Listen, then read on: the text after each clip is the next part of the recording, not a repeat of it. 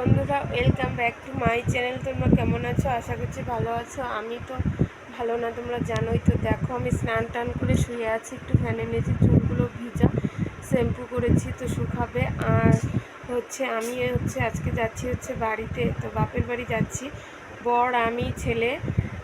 তো কালকে আমার বাবার কাজ, তো কালকে এর জন্য আজকেই যাচ্ছি। আরও আগেই আমার যাওয়ার কথা ছিল, কিন্তু বাড়ি থেকে ফোন করেছিল অনেক, কিন্তু আমার এদিকে প্রচণ্ড ঝামেলা, ওর জন্য যেতে পারিনি। তো আজকে শুয়ে শুয়ে ব্লগটা শুরু করে দিলাম। তো ব্লগ ভিডিও করার মতো তো আমার সেরকম পরিস্থিতি নেই, তো তবু আজকে তাও করলাম। তো চলো কন্টিনিউ করো, আশা করি ভালো লাগবে। তো এই যে দেখো, ব্যাগটা গুছিয়ে রেখেছি বিছানায়, আর ছেলে এদিকটা রেডি হয়ে আছে বসে। তো বর বাজারে গিয়েছে, একটু বাজার থেকে আসলেই তারপর আমিও রেডি হয়ে নিব। তো ভাবলাম যে আমি একটু শুয়ে চুলগুলো একটু শুকিয়ে নিই, নাহলে যে প্রচণ্ড গরম, রৌদ্র উঠেছে, চুলগুলো ছেড়ে বাঁধাই যাবে না। তো চুলটা একটু খোপা করে নিব, ভেজা চুল তো খোপা করা যায় না। তো চলো, তারপর একটু রেডি হয়ে তারপর যাব। তো বন্ধুরা দেখো, আমি রেডি হয়ে বাড়ি থেকে বেরিয়ে পড়লাম, হেঁটে যাচ্ছি। তো দেখো, ছাতা নিয়েছি, এত প্রচণ্ড রৌদ্র কি বলবো, রোদের জন্য হেঁটে যাওয়াই যাচ্ছে না। অনেক কটা টোটোকে ফোন করা হয়েছিল, তো টোটো নেই। আর তো এখন হেঁটে যাচ্ছি, তো ওখান থেকে টোটো দিয়ে যাব। তো চলো।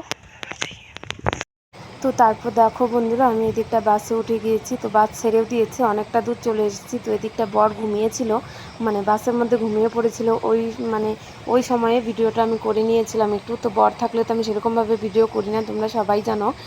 তো এদিকটা একটু করে নিলাম, আর ভিডিও করতে পারবো কি না জানি না। তো চলো একদম বাড়ি গিয়ে তারপর। তো দেখো, আমি বাড়িতে চলে এসেছি, চুল টুল একদম পুরো এলোমেলো হয়ে আছে, কি বলবো। তো এই যে দেখো, বাড়িতে এসে না শাড়ি টাড়ি চেঞ্জ করে নাইটি পরে নিয়েছি। আর এদিকে বাড়িতে প্যান্ডেলের কাজ চলছে। তো বাবার তো কালকে কাজ, তোমাদেরকে তো বলেছি আমি। তো এই যে দেখো, বাড়িতে প্যান্ডেলে কাজ চলছে। তো ছোটদা, দাদা, মা ওরা সবাই নদীতে স্নান করতে গিয়েছে, আর আমি এখন যাবো পিসির বাড়িতে। তো বৌদি রান্না করে রেখেছে, ওখানটায় খাবো। তো আমাদের বাড়িতে তো খাওয়া দাওয়া চলবে না, করতে পারবো না। তো রাত্রে আমি রান্না করব, রান্না করে তারপর খাবো।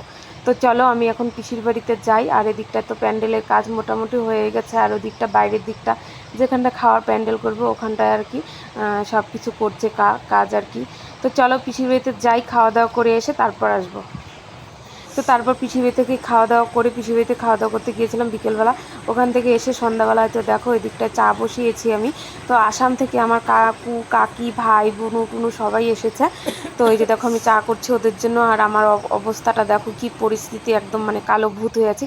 এদিকটা দেখো, চাটা করে দিয়ে তারপরে যে এদিকটা দেখো, এটা আমার বড় কাকি, আমার কাকি, ওরা সবাই আসামে থাকে। আর এদিকটা সাদা নাইটি পরা, ওটা আমার ছোটো কাকি। আর এদিকটা আমার জেঠুর মেয়ে, দিদি, বৌদি সবাই আছে এখানটায়। তো আমি ভাবলাম একটু ভিডিও করে তোমাদেরকে একটু শেয়ার করে দিই, ওর জন্য ভিডিওটা করছি। তো মনে যতই কষ্ট থাক না কেন, তো ভিডিও তো করবই।